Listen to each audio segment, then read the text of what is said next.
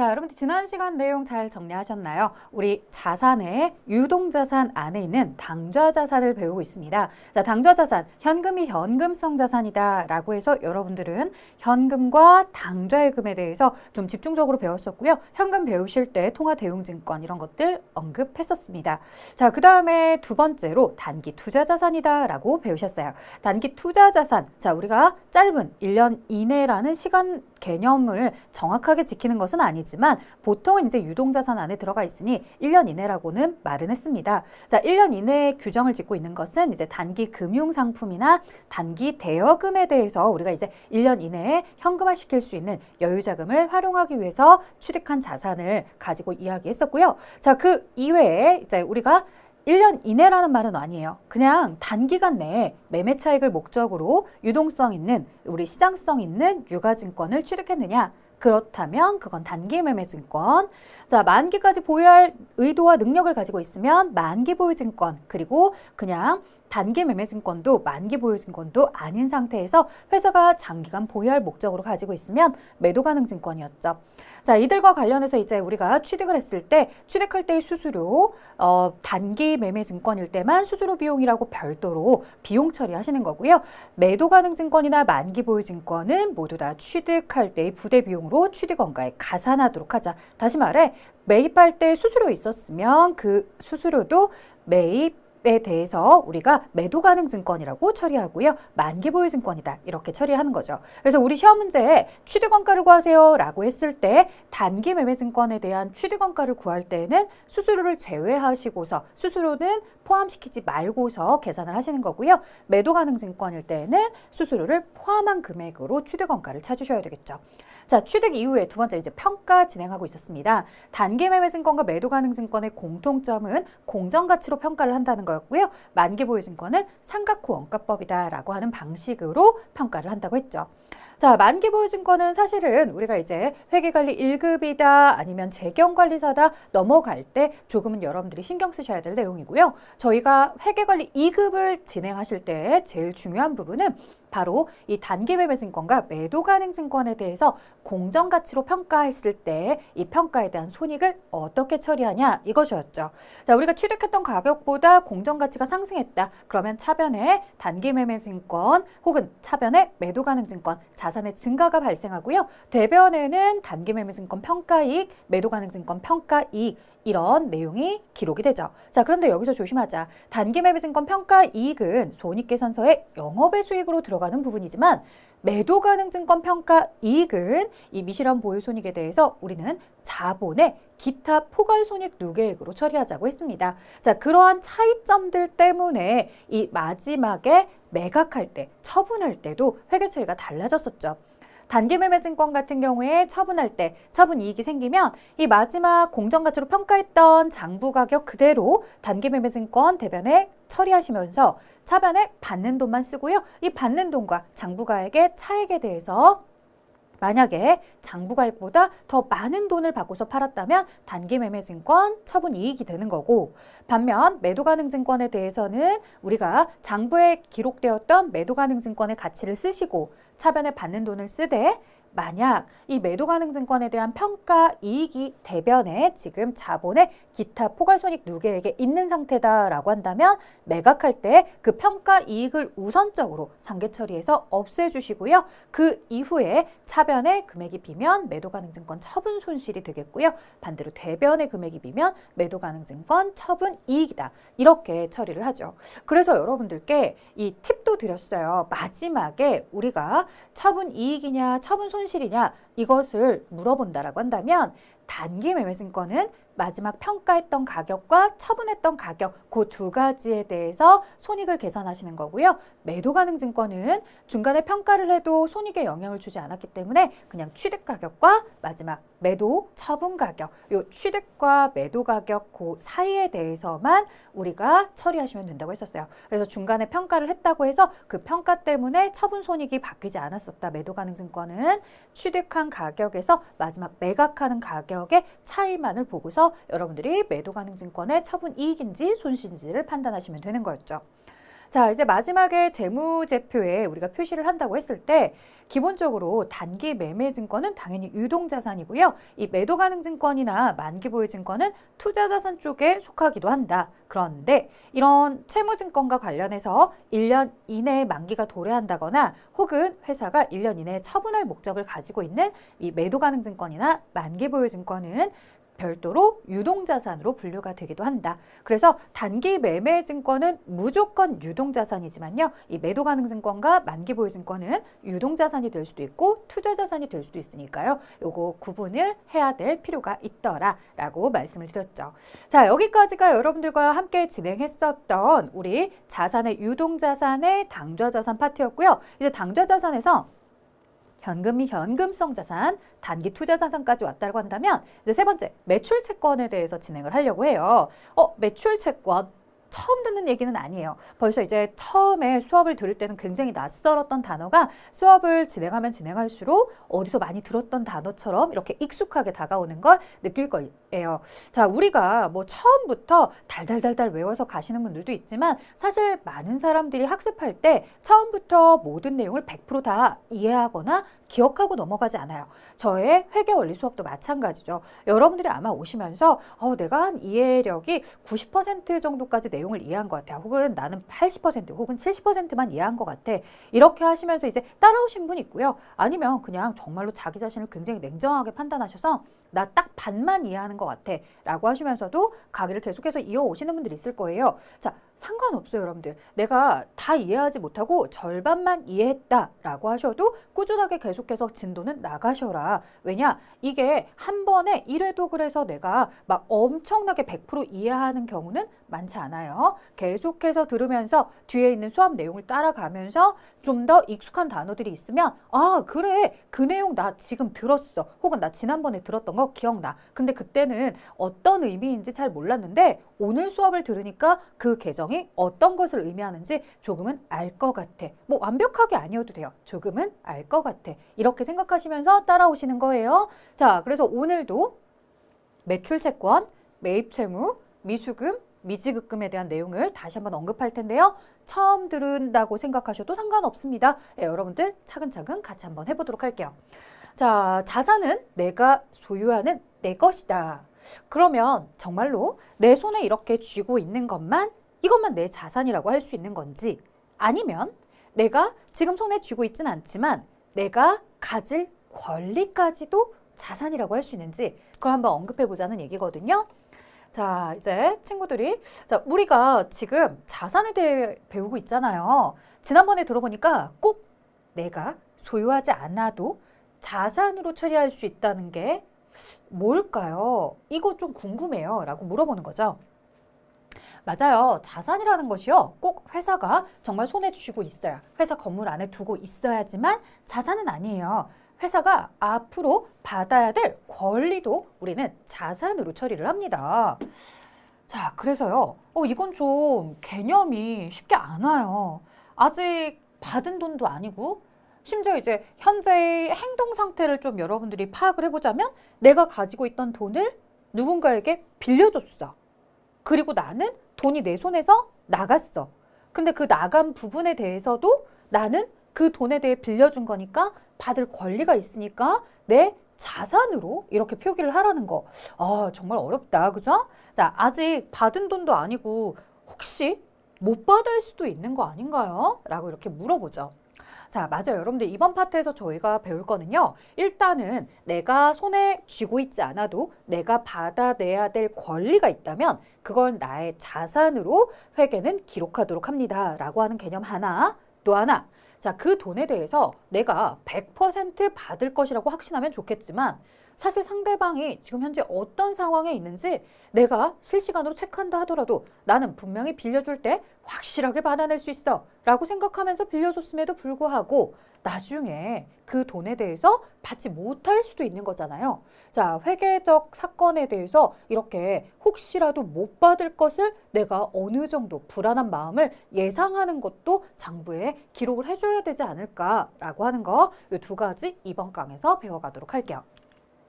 자, 채권 채무액에 이제 저희 배울 거고요. 이 채권 채무가 무엇인지 그 의에 대해서 먼저 진행을 하고요. 상품 거래에서 발생한 채권이 뭐고 채무가 뭔지, 자, 쉽게 말하면 외상 매출금, 외상 매입금 있고요. 어음상의 채권 채무다 그래서 받을어음, 지급어음 있고요. 그 다음에 대손 충당금을 설정하는 것, 즉 내가 못 받을 것 같은 그 불안함을 장부에다가 기록하는 방식, 그리고 상품 거래 이외에서 발생한 채권 채무, 즉 미수금과 미지금에 대해서 배우고요. 마지막으로 자산으로 처리하게 되는 이 기타 당좌 자산에 들어가는 채권 채무 내용들 배워보도록 하겠습니다. 자, 채권 채무에 의해서 여러분들 책에 나와 있습니다. 채권, 내가 받아내야 될 권리라고 했고요. 이런 권리, 내가 돈 받을 권리, 이런 채권은요, 우리 뭐라고 처리한다? 자산으로 처리하죠. 자, 그래서 물건을 팔고서 외상으로 팔았다. 그럼 지금 현재 돈이 들어오진 않았지만 그 내가 받아야 되는 돈에 대해서 그 권리가 생긴 것으로 보고서 물건이 외상으로 나간 날 그 외상값 받을 돈에 대해서 나는 장부에 자산으로 이렇게 처리를 해달라는 얘기예요. 자, 그럼 이거 말고 또 뭐가 있나요? 반대적 개념도 있겠죠. 반대로 내가 물건을 외상으로 매입해 왔어요.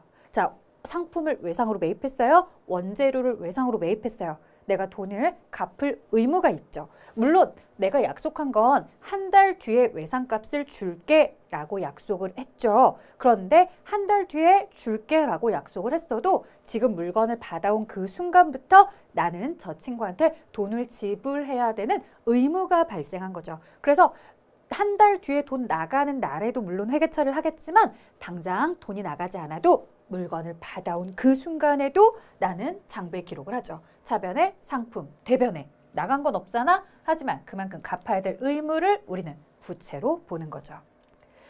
자, 그러면 이렇게 채권 채무에 대해서도 두 가지로 나눠보자 이거예요. 일반적인 상거래, 쉽게 말하면 내외에서 주된 영업활동이에요. 내가 만약에 에어프라이기라는 이 소형 가전을 구매해서 판매하는 사람이더라. 그렇다면 이 에어프라이기를 매출했다 라고 한다면 이것은 일반적 상거래인 거고요. 에어프라이기에 대해서 외부에서 이제 뭐 공장에서 물건을 사왔다 라고 한다면 이런 부분에 대해서도 일반적 상거래가 되는 거예요. 그래서 매입하는 거래든 매출하는 거래든 내외에서 주된 영업활동에서의 상품, 제품 이러한 것들을 거래하면 일반적인 상품 거래, 일반적 상거래 이렇게 표현하고 있고요. 자, 일반적인 상품 거래 이외다 라고 하는 건 뭐냐면 내가 에어프라이기를 소형 가전을 취급하는 회사야. 자, 그런데 우리 회사 직원이 앉아서 일하고 있는 이 의자와 책상 혹은 사용하고 있는 컴퓨터 이런 것들은 뭐가 아니더라? 일반적 상거래로 보지 않더라 라고 말씀을 드렸습니다.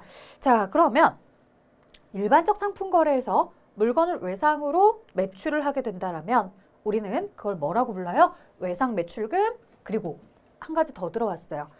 받을 어음이라는 표현이 보이네요. 즉 물건을 판매하고서 내가 상대방에게 약속어음이라는 거, 어음을 하나 받아왔는데요. 그 약속어음이라는 건요. 수표같이 생겨가지고요. 그 안에 언제 날짜에 지급하겠다, 금액이 얼마다, 어디에서 지불하겠다 이런 것들이 적혀있는 약속 용지예요. 자, 그러면 그걸 가지고 있으면 지금 돈은 아니거든요. 자, 내가 나중에 받을 돈이다 라고 해서 어음용지를 받아왔을 때는 나중에 받을 돈이다, 받을 어음이다 라고 해서 받을어음이라고 부르고요. 이런 받을어음이라는 개념도 내외에서 주된 상품이나 제품을 매출하고서 받아왔을 때 쓰는 표현이에요. 자, 그래서 이들에 대해서 우리는 둘을 합쳐서 뭐라고 불렀던 거냐면 매출을 하고서 회사가 받아야 되는 권리입니다 라고 해서 매출 채권이라고 불러요.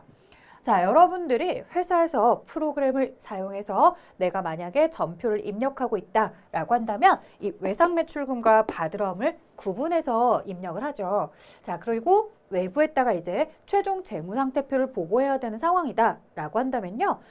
우리가 내부에서 관리할 때는 이렇게 외상 매출금 받을어음 자세하게 쓰지만 외부의 보고용으로 우리가 전달을 할 때에는 합쳐서 그냥 매출 채권 이렇게 쓰기도 하죠. 그래서 이 두 가지 표현을 잘 알아두셔야 돼요. 외상 매출금과 받을어음을 합쳐지면 매출 채권이라고 부르죠. 자, 그러면 이런 개념이 있으면 반대적인 개념도 있을 거야. 내가 상품을 외상으로 사왔어. 돈을 갚아야 될 의무죠. 자, 뭐라고 부를까요? 여기 외상으로 매출하고서 받을 권리면 반대로는 외상으로 매입하고 지급할 의무, 외상 매입금. 자, 그 다음에 상품을 매입하고 약속어음을 발행해서 줬어요. 지금 어음이라는 용지를 줬을 뿐이지 실제로 돈을 준 건 아니야. 자, 그렇다면 그걸 가지고 우리가 뭐라고 해요? 나중에 지급할 의무가 있다라고 해서 나중에 지불할 어음이야. 지급 어음이라고 표현을 하죠. 자, 그래서 외상매출금의 반대적 개념, 외상매입금이 있고요. 받으러움의 반대적 개념, 지급어음이 있습니다. 자, 그러면 이 외상매입금과 지급어음 우리가 뭐라고 부를 수 있다? 매입, 채무 이렇게 부를 수 있죠. 에듀윌 유료 회원만의 남다른 서비스.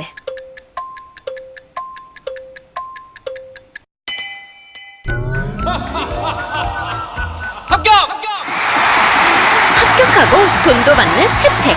오직 에듀윌 유료 회원에게만. 에듀윌 무료 합격!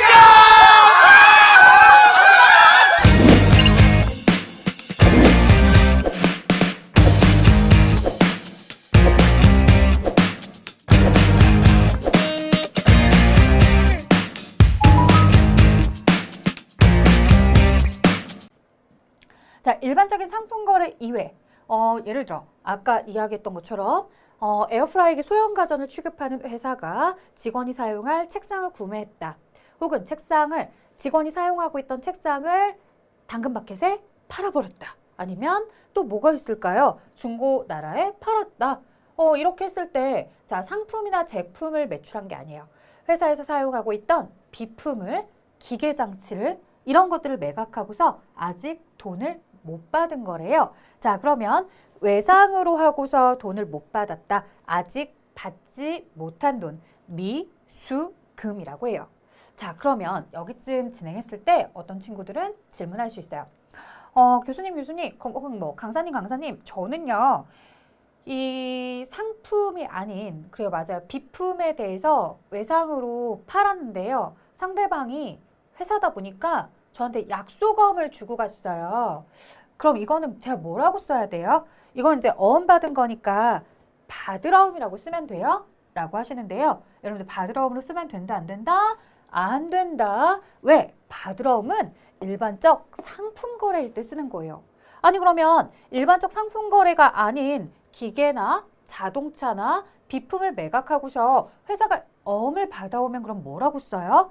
그냥 외상일 때 미수금인데 어음 받아왔을 때는 뭐라고 불러요? 마찬가지로 미수금이에요. 자, 그냥 외상이어도 미수금이고요. 어음을 받아왔어도 일반적 상거래가 아닌, 즉 상품거래가 아니라고 한다면 모두 미수금으로 통일해서 씁니다. 자, 그럼 이제 반대 개념도 있겠죠. 내가 무언가 매각을 하고서 받아야 되는 권리에 대해서 미수금이라는 자산 계정을 썼다면 반대로 내가 일반적 상품이 아닌, 즉 상품이나 제품이 아닌 무엇을 구매했다? 뭐 비품을 구매했다, 토지를 구매했다, 기계를 구매했다. 그리고 돈을 아직 지급하지 않았다. 아직 지급하지 않은 돈, 미지급금 이렇게 쓰는 거죠. 자, 그냥 외상일 때도 미지급금이고요. 혹시라도 내가 어음을 발행해 줬다라고 하더라도요. 그 부분은 상품이나 제품이 아니기 때문에 미지급금으로 이렇게 부르셔야 됩니다.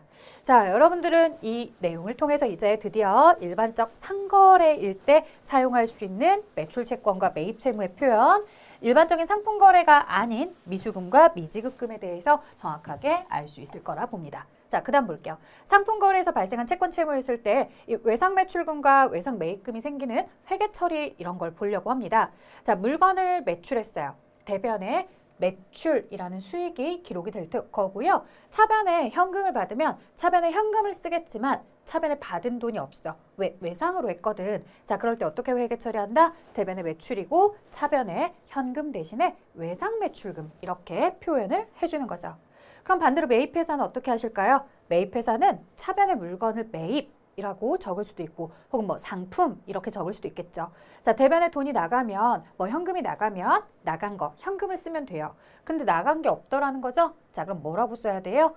차변에 매입하면서 이게 왜 매입이 되었는지 나중에 내가 지불해야 될 의무, 부채를 기록해 주시면 되죠. 자, 그래서 대변에 외상 매입금이라는 부채가 기록이 됩니다. 자, 매출 회사 대변에 수익이 발생하면서 차변에 돈이 들어와야 되지만 돈이 들어오지 못했어도 권리가 생긴 만큼 자산이 증가했어요. 이렇게 얘기할 수 있고요. 매입회사는 뭐 매입 혹은 상품이라는 자산이 이렇게 증가하고 있고요. 그 다음 대변에는 외상 매입금이라는 내가 즉 돈이 나갔으면 자산이 감소했을 텐데 자산이 감소하지 않고 외상 매입금이라는 부채 내가 갚아야 될 의무가 생긴 거죠. 그래서 부채가 증가했다라고 하는 개념을 또 확인해 보실 수 있습니다. 자, 그 다음에 계속해서 보도록 할게요. 상품 거래에서 발생한 채권 채무다라고 해서 이제 외상 매출금과 외상 매입금에 대해서 우리가 T 모양의 계정을 가지고서 얘기해 보려고 합니다. 자, 우리 T 계정 쓰기 전에 외상 매출금 방금 전에도 보셨다시피 자산이고요. 외상 매입금은 부채라고 말씀을 드렸죠. 자, 자산이 생길 때 앞에서 보셨던 것처럼 대변의 매출, 차변의 외상 매출금, 즉 외상 매출금은 증가할 때 차변에서 자산이기 때문에 자산의 증가, 차변에서 감소하게 되면 대변에 쓰게 될 거죠. 자, 반대로 외상 매입금이라는 부채는 부채의 증가는 대변이고요. 감소는 차변입니다. 자, 이렇게 써놓고 나서 T 모양의 계정을 가져다가 한번 확인해 보도록 할게요. 자, 외상 매출금 차변 쪽에 증가하는 쪽에 뭐를 먼저 적냐면 기초 외상 매출금, 즉 전년도에 혹은 전월에 내가 받아야 됐던 금액 있잖아요. 내가 전월에 받지 못했어. 그럼 다음 연도로 넘어올 때 혹은 다음 달로 넘어올 때 내가 받아야 돼. 예를 들어서 A 기업에 내가 외상으로 물건을 팔고서 100만 원어치 외상으로 팔았는데 30만 원은 받고 아직 70만 원 받아야 되는 상태거든. 자, 그 70만 원 받아야 되는 외상값에 대해서 내가 버리고 시작할까요? 아니죠. 기초에 내가 받아야 되는 부분에 대해서 가지고 오는 거예요. 그래서 이걸 뭐라고 하냐면 전기 혹은 전월에 2월 돼서 들어오는 금액. 그래서 회사가 A기업한테 받아야 되는 돈이 있었어 라고 한다면 이 A기업에게 받아야 됐던 돈 전기 2월로 들어오는 거예요. 자, 그 다음에 계속해서 보면 반대로 기초를 차변에 기록하면요. 요 기말 차기 2월, 즉 회사가 지금 현재 외상값에 대해서 받아야 되는 돈이 있는데 아직 받지 못한 상태면 어떻게 해야 돼요? 이렇게 전기 2월로 넘어왔듯이 다음 달로 또 넘겨줘야 되는 거죠. 그래서 차기 2월이다라고 이야기를 하고요. 만약에 A기업한테 내가 받아야 되는 돈이 40이 아직 남은 상태야. 그래서 내가 40에 대해서 받을 거야 라고 하면서 이렇게 차기로 2월 시킬 수도 있겠죠. 자, 외상매입금이라는 부채는 부채의 증가는 대변이에요. 자, 내가 만약에 B라는 기업에게 B기업에게 지불해야 되는 돈이 있었어요. 자, B기업에게 지불해야 되는 외상값이 만약에 예를 들어서 80만 원이다 라고 한다면 전년도에 내가 갚지 않은 상태에서 넘어왔다면 버리는 것이 아니라 기초로 1월 1일 날 전기에서 2월 돼서 이렇게 80만 원 내가 B한테 갚아야 되는 상태의 부채야 라고 들어오겠죠. 자, 그리고 이제 영업을 열심히 하고서 앞으로 내가 어떻게 해야 되는 상황이라면 내가 이번 기를 끝내고 다음 기로 넘어가는 데 있어서 내가 지금 현재 갚아야 되는 돈이 남아있더라 혹은 더 늘어났더라 그럴 수도 있는 거죠. 그렇다면 내가 갚아야 되는 부분에 대해서 차기일 2월 시키도록 하고 있죠. 자, 제가 전기월과 차기월만 먼저 써드렸어요. 여러분들 이거 T 계정 그릴 때 나름의 팁인데요. 자, 자신이 증가하는 쪽, 자산의 증가는 차변이잖아요. 증가하는 쪽에는 기초를, 감소하는 쪽에는 기말을 쓰세요. 즉 전기월, 차기월 쓰세요. 증가하는 쪽에 기초를, 감소하는 쪽에 기말을 이렇게 먼저 자리를 잡으시면 T 계정 그릴 때 좀 더 수월하게 그릴 수 있더라. 자, 계속해서 지금 자산에 대해서 내용을 보면 외상 매출금이 언제 증가하느냐. A기업한테 내가 지난달에 받아야 되는 돈 70이 있었다. 자, 그리고 지금 70은 전년도에 내가 받아야 됐었던 돈에 대해서 계속해서 받지 못한 상태에서 넘어왔다면 여기서 끝이 아니다. 계속 내가 외상으로 매출을 하면서 추가적으로 30만큼 외상으로 더 매출을 해서 내가 받을 돈이 30 더 늘어났다. 이렇게 쓸 수 있는 거죠. 자, 그렇다면 내가 받아야 되는 액수의 전체는 100만 원이 있더라. 자, 100만 원 중에 실제로 내가 100만 원 중에 실제로 내가 얼마를 받았으니까 이제 받을 돈 40만 원 남았습니다 라고 이야기하는 건지 이 부분에 들어갈 숫자가 얼마인지 여러분들 대답할 수 있겠죠? 자, 여기에 회수액으로서 실제로 회사가 회수한 돈은 외상 매출금을 회수한 돈은 60이었을 것이다. 그래서 이 100 중에 60은 회수하고 아직 40은 회수하지 못한 상태. 자, 그럼 외상 매입금 쪽으로 넘어가 보도록 할게요. 기초에 내가 회사가 지금 갚아야 되는 돈이 80이었어요. 자, 그리고 여기서 계속해서 회사가 외상으로 물건을 매입하면 매입할수록 부채는 증가하게 될 거예요. 차변의 상품 이렇게 계속 들어오면서 대변의 외상 매입금이라는 부채를 계속해서 증가시키게 될 거예요. 자, 외상으로 추가로 매입한 게 이렇게 120이었더라. 자, 그리고 나면 대변의 합계 회사가 갚아야 될 돈 80에서 추가적으로 외상으로 매입한 거 120까지 해서 전체 200을 갚아야 되는 상황이다. 200을 갚아야 되는 상황에서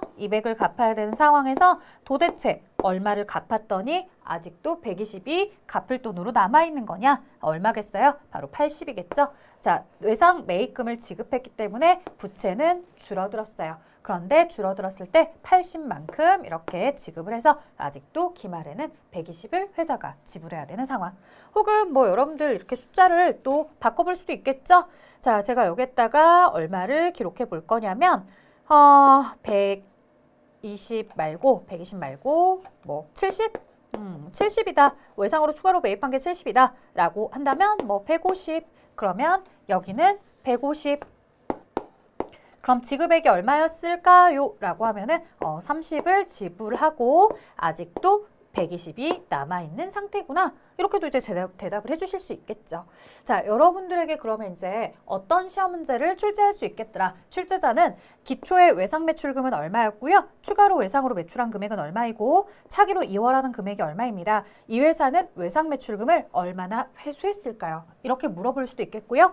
외상 매입금에 대해서 기초의 회사의 외상 매입금 부채는 얼마였습니다. 추가로 외상으로 매입을 했고요. 그 다음에 지급을 했습니다. 기말 현재 남아있는 갚아야 되는 돈은 얼마일까요? 여기를 물음표로 할 수도 있겠죠? 그래서 지금 여기에 써져 있는 이 4개의 숫자와 관련해서 어디든지 이렇게 괄호를 넣어서 나에게 물어볼 수 있는 거다. 자, 그렇다면 어디 쪽에 기초 전기월이 들어가고 외상으로 매출한 거 차변에서 증가하고 회수하면 줄어들고 기말 다음 기로 넘어가고 이러한 T계정에 대한 구조를 잘 기억하고 있다면 여러분들에게 어디 부분을 물어본다 하더라도 차변과 대변의 합계는 일치한다라는 규칙성을 가지고서 답을 찾아낼 수 있을 거예요. 자, 그 다음 계속해서 보도록 할게요. 우리가 이제 뭐 A기업, B기업 해서 이제 매출하게 되는 거래처는 A 회사, 뭐 매입하는 회사, B 회사 이렇게만 얘기했지만요. 사실 외상으로 매출하는 회사도요. A 회사, B 회사, C 회사 여러 개의 회사가 있을 수 있고요. 외상으로 매입하는 회사도 꼭 하나의 거래처랑만 거래하는 게 아니라 여러 개의 거래처랑 거래를 할 수도 있겠죠. 자, 그러면 이 외상 매출금이다라고 하는 회사가 가지고 있는 외상 매출금 전체 금액을 봤더니요. 이 외상 매출금 전체 금액이 300만 원이 있더래요. 자, 그러면 여러분들 300만 원이 있다라고 했을 때 이게 A 회사에 대해서 전체가 300일까? 아니면 A와 B 회사에 대해서 150, 150이고 C는 없는 걸까? 아니면 100, 100, 100 해서 있는 걸까? 혹은 또 어떤 경우도 있겠어요. 이 A 회사 같은 경우에는 100만 원의 외상 매출금이 있는 상태이고 B 기업 같은 경우에는 80만 원이 있는 거고 C 기업의 외상으로 매출한 금액은 120이다. 이렇게 있을 수도 있는 거잖아요. 자, 그래서 우리는 각각의 회사들마다 얼마의 외상값을 가지고 있는지 그리고 내가 A로부터 얼마만큼을 회수했는지 내가 B로부터는 얼마만큼을 회수했는지 C에게는 얼마만큼을 회수했는지 이런 것들을 기록을 해 주셔야 되는 거죠. 그래야 내가 왜 A한테 지금 30을 받았기 때문에 A에게 받아야 되는 돈은 70이야. B에게는 80만큼 외상으로 매출했는데 40을 회수했어. 아직 40을 더 받아야 돼. 그 다음에 120 C에 대해서 외상으로 매출한 거 있었는데 지금 C에게 내가 받을 돈은 100만 원이야. 지금 현재 C에게 외상으로 매출은 가장 많이 해놓고 받은 돈이 제일 적었네. C 거래처를 좀 관리해야 되겠어. 뭐 이런 판단을 한다든지 아니면 각각의 거래처별로 얼마만큼 남았는지 A에게 얘기해 주는 거죠. A야, 너 지금 현재 나한테 갚을 돈 70 남은 상태다. B, 너는 나한테 40 갚아야 돼. C야, 너는 나에게 100만 원 갚아야 돼. 이렇게 이 거래처에게 명확하게 알려줄 수도 있어야 되겠죠. 자, 이런 걸 하기 위해서 우리는 보조 원장으로 매출처 원장이나 이 매입처 원장, 즉 매입처라는 건 외상으로 매입한 거래처들마다 내가 얼마씩 외상으로 매입한 상태이고 외상값을 얼마나 지불해서 그들에게 아직 남은 외상값, 즉 내가 갚아야 될 돈이 얼마인지 이런 것들을 매입처 원장에다가 각각의 거래처마다 우리는 장부를 작성해 주셔야 되겠죠. 자, 그래서 외상 매출금과 외상 매입금에 대해서 이렇게 각각의 거래처별로 관리하는 걸 매출처 원장이다, 매입처 원장이다라고 하고요. 혹시 여러분들 중에 이제 나중에 실무 프로그램을 활용한 시험을 준비하실 거나 혹은 아니면 뭐 시험 아니라 하더라도 내가 실무에서 작성을 하는데 나는 매출처 원장, 매입처 원장을 본 적이 없는데 라고 하시는 분들도 있을 거예요. 자, 왜냐면 프로그램에서는 주로 이제 거래처 원장이다 라고 해서 그 안에 메뉴에 들어가서 매출, 매입 유형을 선택해서 이제 각각 거래처별로 조회할 수 있도록 해주고 있습니다. 자, 어쨌든 이론상으로는 매출처 원장 따로, 매입처 원장 따로따로 이렇게 나와 있고요. 자, 계속해서 이제 보면 그러면 각각 앞에서 보셨던 것처럼 ABC에 대해서 외상 매출금이 있었잖아요. 그 부분에 대해서 우리가 볼 때 그럼 매번 거래처별로 관리하는 매출처, 매입처 원장만 보느냐? 아니겠죠. 그들에 대해서 각각의 거래처에게 남아있는 잔액은 얼마인데 회사가 전체적으로 이것을 하나로 통합해보면 회사의 전체 외상 매출금은 현재 얼마 받아야 되는 상태다. 외상 매입금은 현재 얼마를 지급해야 되는 상태이다. 이렇게 이야기를 해주겠죠. 자, 그걸 바로 우리는 전체 모아놨다 해서 총계정 원장이고요. 자, 각각의 갑 회사와 을 회사를 좀 보도록 할게요. 자, 갑 회사 같은 경우 보니까 외상으로 매출했던 돈, 기초는 없는 걸로 가정하고요. 외상으로 매출했던 돈 5가 있대요. 뭐 500만 원 이렇게 생각하셔도 좋아. 500만 원 중에서 300을 회수를 했대요. 자, 하지만 아직도 얼마를 회수하지 못한 상태? 200을 회수하지 못한 상태에 따라서 이제 갑 회사 같은 경우는 나중에 200을 내가 회수를 해줘야 되겠죠. 자, 을 회사 같은 경우에도 외상으로 500을 매출했었어요. 그중에 100만 원은 회수를 했고요. 아직 400은 못 받은 상태예요. 을에 대해서는 좀 더 부지런하게 받아야 되겠구나. 이런 걸 이제 각각의 매출처 원장을 가지고서 확인을 했죠. 그들을 모아서 총계정 원장에 넣으면 외상 매출금은 차변에 5, 차변에 5, 500, 500을 다 합쳐서 1000만 원의 외상 매출금이 있었다. 이 외상 매출한 부분 1000만 원 중에 얼마를 회수했고요. 자, 4만 원만큼 혹은 400만 원만큼 회수를 했고요. 아직도 얼마는 회수하지 못한 상태다라고 하는 거예요. 기말에 대해서 600은 아직 회수하지 못한 상태다. 이렇게 얘기를 해주겠죠. 자, 바로 이 기말의 600이 여러분들이 알고 있는 바로 재무 상태표상에 12월 31일 날짜로 들어가게 되는 외상 매출금 금액입니다. 나는 이 600만 원만큼 받아야 되는 상태야 라고 이렇게 재무상태표에 외상 매출금 현재 잔액 600이 있습니다. 600만 원 받아야 됩니다. 이렇게 들어가는 거죠. 각각의 거래처별로 들어가는 것이 아니라 모두 다 모아서 우리가 총계정 원장에다가 표현을 한 다음에 재무상태표에 들어가게 될 것이다. 자, 이제 어음에 대해서 넘어가 보도록 할게요. 바드럼 지급어음이다 이렇게 있는데요. 사실 여러분들 이제 바드럼 지급어음에 대해서 어렵게 생각하지 마세요. 여기 거래처, 매입처가 있고요. 그 다음에 여기에 매출처가 있다라고 해서 생각을 해보시면 되는데요. 자, 매출처 같은 경우에 이제 물건을 매입처에게 보내겠죠. 자, 그럼 이제 매입처 같은 경우는 그 물건을 받았을 거야. 자, 받으면 뭐 차변에 상품 혹은 뭐 매입 이렇게 표현을 해주시면 되겠고요. 그 다음에 이제 돈을 지불해 줘야 되는데 돈을 지불해 줄 때 뭘로 지불할 거냐면 어음으로 지불을 할 거래요. 나중에 돈 갚을게 라고 약속하는 증서에 대한 이 어음으로 지급을 할 거죠. 할게요. 완전 초보였죠. 그것도 생초보. 퇴근하고 에듀윌 강의 들으면서 한 2달 정도 공부했던 것 같아요. 그래서 제가 세운 목표는 강의를 한번 다 듣고 기본기를 만든 후에 기출문제를 풀자 이거였거든요. 강의만 들어도 그 안에 기출문제로 그날 배운 내용 적용해서 풀어보는 거라 공부하는 데 도움이 많이 됐어요. 에듀윌은 합격이다! 자, 어음을 준다고 했을 때요, 뭐 종이로 이렇게 수표처럼 푹 날리는 것이 아니라 사실은 이제 매입처는 자신이 거래하고 있는 은행이 있을 거예요. 그 은행에 얘기를 하죠. 내가 지금 여기 매출처에다가 뭐 매출처가 A 회사고 내가 B 회사라고 한다면 A 회사한테 물건을 사왔어. 그래서 내가 대금을 어음으로 결제하려고 해. 은행 너가 좀 도와줘 라고 하면 은행 사이트를 통해서 혹은 은행을 통해서 은행의 도움을 통해서 이 전자 어음 시스템에 로그인을 하고요. 전자어음 시스템을 통해서 매출처가 지정한 이 매출처의 계좌에 넣어주는 거죠. 그래서 자신의 계좌, B 계좌에서 이제 A의 계좌로 주는 겁니다. 이렇게 A의 계좌로 지불을 하면서 약속어음만 준 상태이지 아직 돈을 지급한 상태는 아니거든요.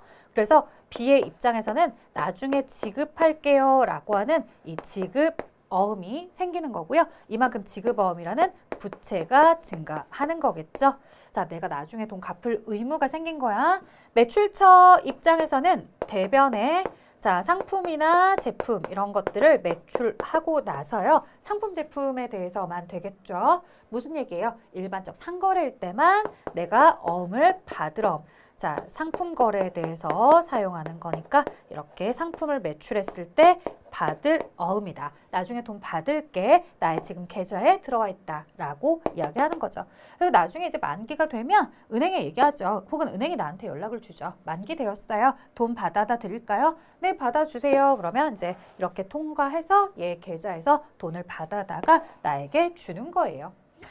자, 지금 당장 돈이 들어오지 않았을 뿐이지 이건 어쨌든 내가 상품을 보내고서 받아야 되는 권리에 대해서 이야기하는 거고요. 반대로 매입처는 지금 현재 돈이 당장 나가지 않을 뿐이지 돈을 지불해야 되는 의무인 채무, 지급어음에 대해서 이야기를 해봤습니다. 자, 여러분들 잘 안 보이시죠? 근데 사실 이걸 제가 여러분들께 꼭 보여드려야 되고 암기해야 되는 내용이었으면 어떻게든 가져왔을 텐데 그건 아니고요. 이렇게 생긴 어음이 있어요 라고 말하는 거고요. 사실 이런 내용들은 여러분들이 구글이나 네이버 들어가서요. 약속어음 혹은 어음 이렇게 검색을 하셔서 이미지 보시면 더 선명한 이미지를 보실 수 있어요. 어쨌든 이렇게 생겼어요 라고 보여드리고 싶었어요. 그래서 뭐 번호라든가 금액이라든가 은행 넘버 이런 거 들어가 있고요. 이런 거 보면은 대부분 이제 수표랑 굉장히 닮았죠. 자, 이런 것들 금융결제원이나 이런 데에서 이제 혹시 그 어음이 잘못된 어음인지 잘못되지 못한 어음인지 이런 것들 이제 조회해 볼 수 있게끔 서비스해 주는 거고요. 역시나 여러분들 이걸 꼭 뭐 암기하셔라 뭐 이런 거 아니에요. 그냥 보여드리고 싶었어요. 그래서 사실은 여러분들이 보시는 화면에서 잘 안 보일 거라는 건 알지만 그냥 그렇게 어음을 조회해 볼 수도 있구나. 그리고 그런 어음을 내가 받아올 수도 있구나. 이런 것들에 대해서 인터넷상에서 내가 어음 조회다 이런 것들이 가능한 거구나 라고 좀 알고 가시면 좋을 것 같아 준비해 봤습니다. 자, 이제 바로 다음으로 넘어가 보도록 할게요. 이제 회계처리인데요. 상품 20만 원을 매출하고 대금은 약속어음으로 받았다 라고 이야기하죠. 자, 반드시 이렇게 상품을 우리가 매출했을 때 제품이나 상품을 매출했을 때 일반적 상거래에 대해서만 이야기하고 있고요. 자, 뭐 여기 상품 매출이다 이렇게 정확하게 언급을 할 수도 있고 혹은 매출 이렇게만 쓸 수도 있겠죠. 자, 20만 원의 매출을 하고요. 약속어음으로 받았습니다 라고 하면 차변에 뭐라고 쓰시면 된다고요? 아직 받은 건 아니지만 내가 받아야 될 권리가 생긴 부분에 대해서 받을 어음 이렇게 쓰시는 거죠. 자, 약속된 날짜, 약속어음이라는 건 그 어음 용지에 약속된 날짜의 돈을 지불하겠다라고 이렇게 약속하는 거거든요. 그래서 그 약속된 날짜, 만기일에 위 어음 대금이 은행에 입금이 되었다라고 해요. 자, 그래서 은행에 입금이 되었다라고 했을 때 어디 계좌 은행인지를 좀 알려주면 좋겠는데 이 책은 그냥 당좌예금 계좌로 입금이 되었다라고 답을 써 두셨더라고요. 근데 여러분들 실무에서 보면 뭐 보통예금 계좌가 될 수도 있겠죠. 그럼 저기에 차변에 뭐 당좌예금이 아니라 보통예금이라고 적으시면 되겠고요. 자, 돈이 입금이 되었으니까 입금된 쪽을 먼저 쓰기는 했는데 왜 돈이 입금되었느냐라고 했을 때 내가 받을 권리가 있었는데 그 권리에 대해서 돈이 들어온 거야. 만기가 되어서 이제 받을 어음이라는 이 자산에 대한 즉 받을 어음이라는 권리는 사라지고 대신 당좌 예금이라는 자산이 그만큼 증가하게 되었어. 자, 이렇게 되면 여러분들 받을 어음이라는 자산은 줄어들기는 하지만 다시 당좌예금이라는 자산이 증가하기 때문에 자산에는 변화가 없어요.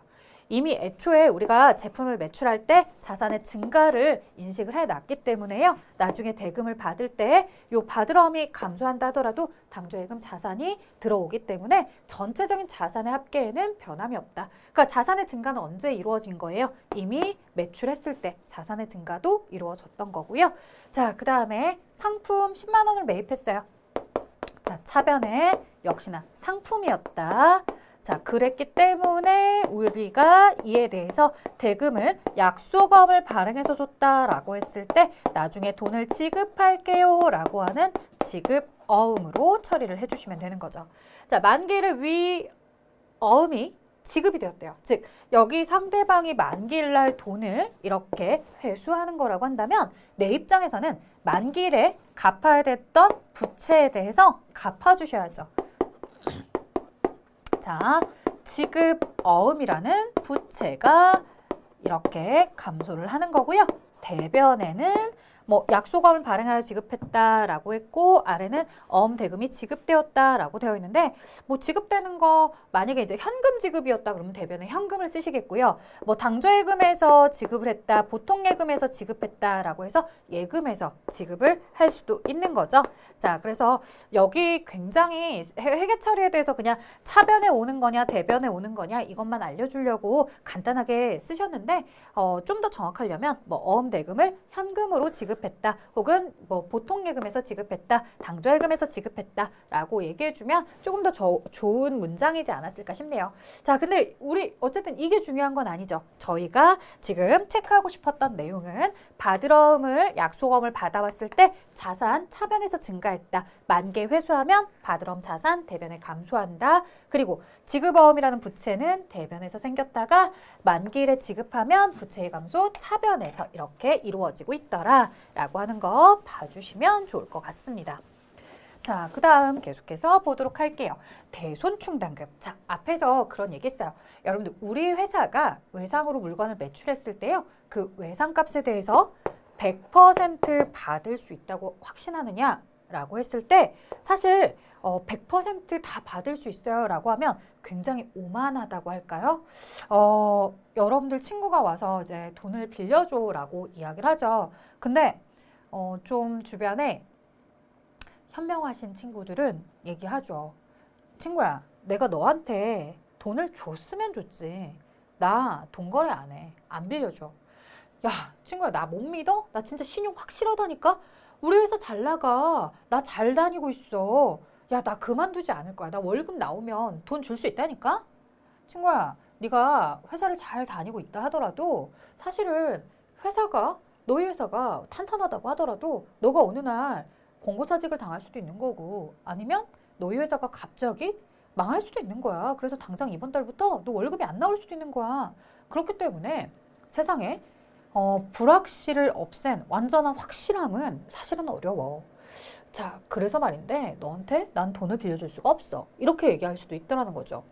자, 반대로 내가 돈을 빌리는 입장에서도 나는 반드시 그 돈을 갚을 생각이야. 당연한 거지. 근데 내 상황이 나는 분명히 다음 달에 돈 들어오면 정확하게 줄 수 있을 줄 알았거든. 근데 자꾸 사장님이 나한테 야, 돈 내일 줄게, 모레 줄게, 혹은 한 달 뒤에 줄게. 계속 이렇게 찰필 미루는 거야. 여러분 아마 그런 경험 해보신 분들도 있을 것 같아요. 뭐 내가 퇴직을 했는데 퇴직금 받을 거 생각하면서 이제 친구한테 잠깐 좀 돈만 잠깐 빌려줄래? 내가 어차피 다음 달에 확실하게 퇴직금 나오거든? 잠깐만 빌려줘 그랬어요. 친구도 어차피 퇴직금은 반드시 들어올 거라고 생각을 한 거죠. 그래가지고 나한테 돈을 빌려줘서 100만 원이나? 근데 사장님이 잠수를 타거나 사장님이 연락이 안 되거나 혹은 또 한 달 뒤에 줄게, 두 달 뒤에 줄 거 하거나 그럼 어때요? 나는 분명히 갚으려고 했는데 뜻하지 않게 내가 그 돈을 못 갚는 상황이 될 수도 있는 거죠. 자, 나도 친구도 100% 확신할 수는 없어요. 물론 이건 개인의 문제뿐만 아니라 회사도 마찬가지예요. 회사도 내가 분명히 외상으로 물건을 보낼 때 반드시 받을 거라는 확실한 기대와 믿음이 있었죠. 그 회사 어떤 회사인데 우리 회사보다 더 탄탄해. 자산이 더 많아. 자, 부채도 더 많았을 거야. 그렇기 때문에 100% 내가 다 받을 수 있었다?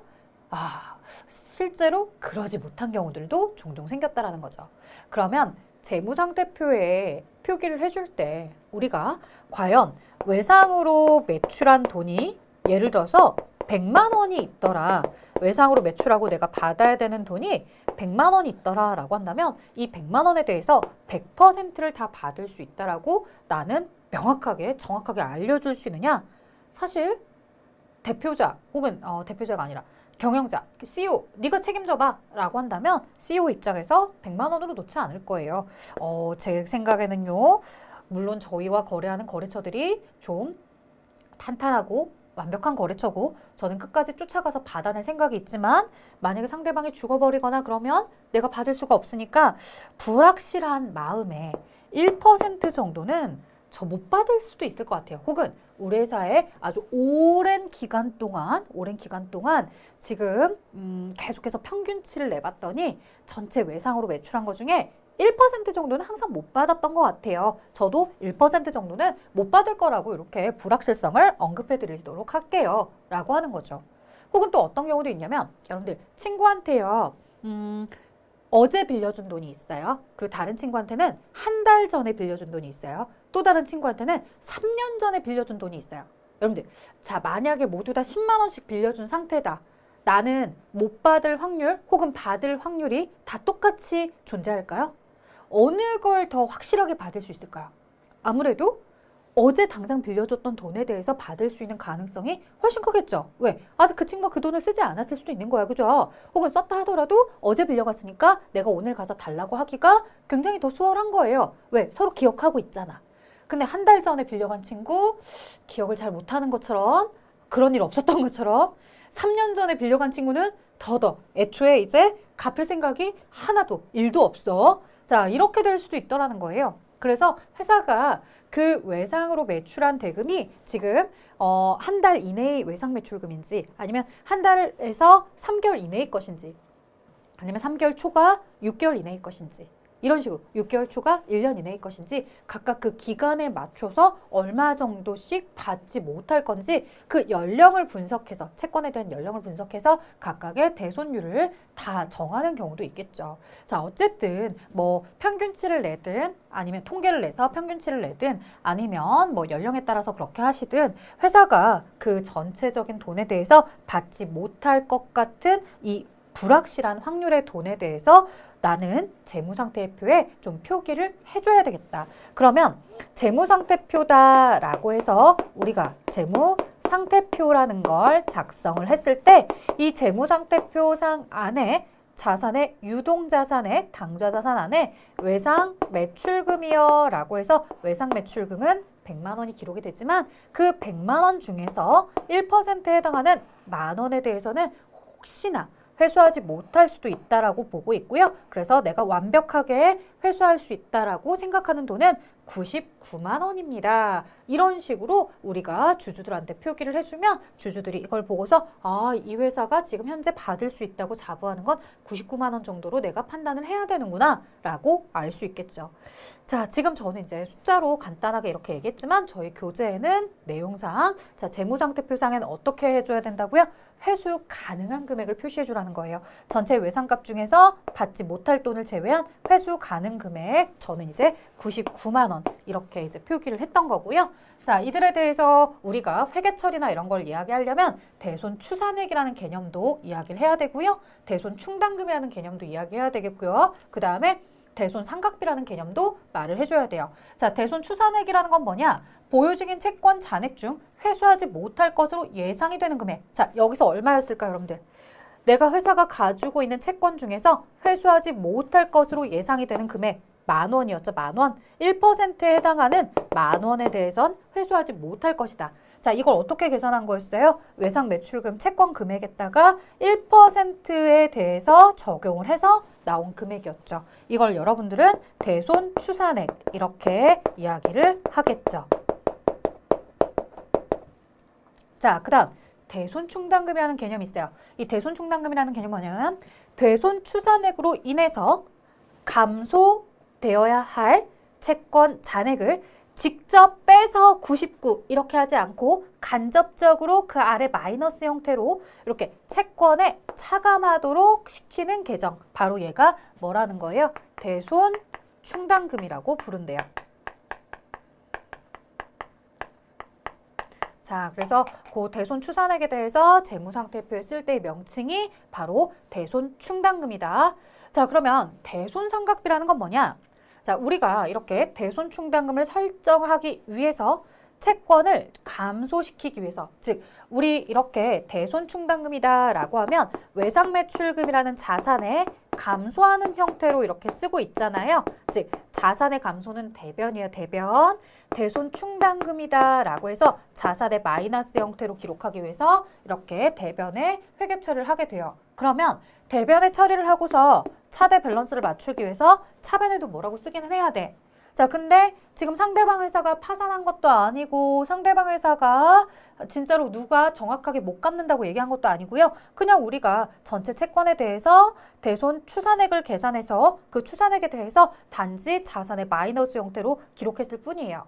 자, 이렇게 대변에 대손 충당금을 기록하면서 자산에 간접적으로 차감하는 형태로 쓰고서 이걸 뭐라고 불러야 되느냐? 자, 비록 지금 돈을 떼인 것은 아니지만 지금 돈 떼인 건 아니지만 어쨌든 자산이 줄어드는 우리는 대손 상각에 해당하는 행위를 했고요. 그것은 손익계산서의 비용으로 이렇게 처리를 하겠습니다. 라고 하는 대손 상각비라는 명칭을 쓰죠. 자, 그래서 이런 회계 처리를 우리가 12월 31일 기말 결산 때 하게 되면요. 요 대변에 기록했던 부분을 대손 충당금으로 쓰게 되는 거고요. 요 대손 상각비는 어디에? 재무상태표가 아니라 손익계산서에 손익계산서 수익에서 비용을 차감해서 이익을 계산할 때 그 비용에 바로 대손 상각비라고 해서 비용 항목을 이렇게 표기를 해주게 될 겁니다.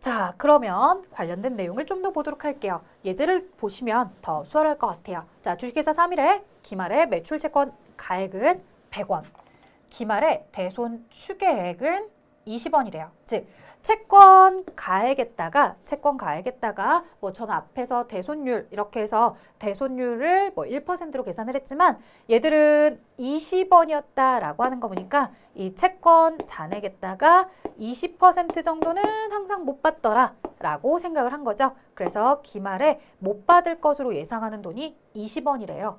자, 기초에 대손 충당금은 10원이 있었대요. 자, 그러면 이것도 조심해야 돼. 내가 재무상태표에, 자, 약자로 쓸게요. 재무상태표에 외상 매출금이다 라고 해서 들어가는 채권 금액은 100만 원인데요. 여기에 대손 충당금 이렇게 쓰고 싶은데 이 대손 충당금이 하나도 없었던 상태가 아니라 이 자리에 이미 10원이 있었던 상태래요. 자, 나는 이 안에 얼마를 넣고 싶냐고요? 20원을 넣고 싶어요. 전체 외상 매출금 금액에 대해서 20% 혹 20%가 아니라 하더라도 여기서 말하는 그 대손 추산액에 대해서 나는 대손 충당금으로 넣고 싶어요. 근데 기존에 10이 있더라는 거예요. 그럼 나는 20을 다 회계 처리하지 말고 얼마만 추가적으로 넣으면 이렇게 10원에 대한 대손 충당금만 추가적으로 넣으면 외상 매출금 100에서 대손 추계액, 즉 대손 추산액 20을 차감해서 내가 받을 수 있는 외상 매출금은 80원이다 라고 충분하게 표현을 할 수 있겠죠. 자, 근데 여기서 끝이 아니라 기준거래처 부도로 대손이 발생했다, 5원이 대손이 발생했다 라고 표현을 해줘요. 자, 그러면 우리가 지금 현재 여기서 볼 때 기중에 거래처 부도로 대손이 발생했다는 게 뭐냐면 거봐, 걔네 돈 못 갚을 거라고 했거든. 그러니까 지금 내 매출 채권에 대해서 있었는데 이 매출 채권 중에 5원 날렸대. 이 돈 날리면 나는 그럼 뭐라고 해? 나 자산 사라졌어. 원래는 여기 현금이든 뭐든 자산이 들어와야 돼. 근데 자산 들어온 게 없네? 그럼 나 여기다 뭐라고 쓰지? 자, 그래서 말인데 돈 떼인 돈 있잖아. 떼인 돈. 이건 잡손실이라고 하면 안 돼. 잡손실은 진짜 요만한 티끌만한 금액을 얘기하는 거지. 이건 잡손실이 아니야. 정확한 명칭이 있어. 그게 뭔데? 내가 떼인 돈은 우리 앞에서 돈 떼이는 부분에 대해서 대손에 대해서 상각을 했습니다. 라고 하면서 그 부분 떼인 돈은 잡손실이라는 비용을 처리하지 말고 대손상각비라는 비용으로 이렇게 처리를 해 라고 얘기할 수 있어요. 자, 근데 무조건 대손상각비로 처리하는 건 아니고요. 원래 원칙은 이렇게 떼인 돈은 대손상각비라고 처리하면 되지만 우리는 이미 이런 상황을 예측하지 못했던 건 아니에요. 우리 이미 예측했어요. 언제? 전년도 재무상태표 작성할 때 혹시라도 내가 가지고 있던 매출채권 중에서 받지 못하는 돈이 생길 수도 있어. 그렇다면 그 받지 못하는 돈에 대해서 미리 차변의 대손상각비, 대변의 대손충당금으로 미리 비용 처리를 해놓은 거예요. 자, 그러면 그 다음에 넘어왔을 때 이렇게 실제로 내가 부도로 인해서 더 이상 회수할 수 없게 되었을 때는 대손상각비라고 하지 말고요. 먼저 설정해놨던 이런 대손충당금으로 처리를 하시면 됩니다. 자, 이렇게 회계는요. 내가 받아야 되는 권리에 대해서 받지 못하게 되었을 때 한꺼번에 돈 떼인 부분에 대해서 다 비용 처리하면 부담스러우니까 미리미리 매 결산할 때마다 남아있는 채권 잔액에 대해서 뭐 1%, 2%씩 일정 비율만큼 미리미리 비용을 인식했다가 실제로 이렇게 받지 못하게 되면 처리를 하는 거죠. 자, 그러면 요 두 가지를 통해서 우리가 알 수 있는 건 뭐냐면 기초의 대손충당금이 10원 있었지만 기중에 이렇게 5만큼 가져다 썼기 때문에 현재 대손충당금에 대해서 남은 잔액은 얼마일 것이다? 10원에서 5원을 뺀 5원의 대손충당금만 남아있을 것이다. 자, 그 다음에 기말 결산 시 대손충당금 15원을 추가로 인식하래요. 이건 무슨 얘기냐면 자, 재무상태표의 외상 매출금 혹은 바드러움이라는 이 매출 채권에 대해서 보니까 매출 채권 얼마라고 했었다? 100원이요 라고 얘기했었고요. 이 매출 채권에 대해서 이 회사는 기말 대손 추산액으로 20원을 만들고 싶었어요. 그래서 대손 충당금으로 이 안에 20원을 넣어줘야 돼요. 20원을 넣어줘야 되는데 앞에서 처음 설명할 땐 10원이 있어서 10원을 넣었잖아요. 근데 여기에서 얼마만큼은 10원 중에 5원은 사용을 했어요. 그래서 대손충당금 잔액이 남은 건 5원밖에 안 남았어요. 그럼 20원을 만들려면 대손충당금에 대해서 15원을 이렇게 추가로 설정을 해달라는 얘기예요. 자, 그러면 여기에 10원이 있는 줄 알았더니 10원이 아니라 5원만 남은 상태이더라. 그래서 여기에 추가로 15원씩 이렇게 해서 지금 대손 추계액을 재무상태표 차감하는 형태로 기록을 해서 내가 받을 수 있는 채권 금액은 80으로 예상을 하고 있더라. 이렇게 얘기해 주는 거고요. 자, 그러면 요 기초는 이미 전년도에 회계 처리를 해서 넘어온 상태인 거잖아요. 나는 추가로 얘만 처리하면 돼요. 그래서 추가로 어떤 회계 처리를 하면 되냐면 차변에 내가 받지 못할 부분에 대해서 대손상각비다라고 비용을 먼저 인식을 할게요. 그리고 그와 관련해서 대손충당금이다라고 하는 자산에 차감하는 계정을 이렇게 간접적으로 차감하는 계정을 만들게요. 자산의 증가는 차변이지만 그에 차감하는 형태이기 때문에 대변에 이렇게 기록을 했고요. 그래서 자산의 마이너스 형태로 들어가게 됩니다. 그래서 기초에서 사용한 5를 제외한 나머지 잔액 5원에 추가적으로 설정한 15원까지 해서 전체 추계액 20에 맞춰서 처리를 했고 외상 매출금에 대해서 회수할 수 있는 돈은 이제 80으로 보겠다. 라고 이야기하는 거죠. 자, 관련된 예제도 보도록 하겠습니다. 12월 30일 현재 외상 매출금 잔액이 400만 원이고요. 채권 잔액의 1%를 대손충당으로 설정하고자 합니다. 자, 그러면 기말에 다음과 같은 수정 분계를 해야 됩니다. 라고 하는데 여러분들 책에는 답은 나와 있지만 저희는 답 없는 상태에서 한번 해볼까요? 자, 외상 매출금 잔액이 400, 즉 재무상태표에 자산에 대해서 외상 매출금이요 라고 들어가는 금액이 400이라는 얘기다. 여기에 채권 잔액의 1%에 해당하는 금액. 자, 400의 1%면 4만 원이죠. 자, 4만 원에 대해서 대손 충당금으로 이렇게 재무상태표에 마이너스하는 형태로 넣고 싶은 거야. 자, 그렇다면 회사가 이와 관련해서 실제로 받을 수 있는 돈이라고 생각하는 건 396만 원이며 이 4만 원에 대해서 회계 처리하는 방식은 차변의 대손 상각비, 대변의 대손 충당금 4만 원, 4만 원 이렇게 만들어주면 되겠죠.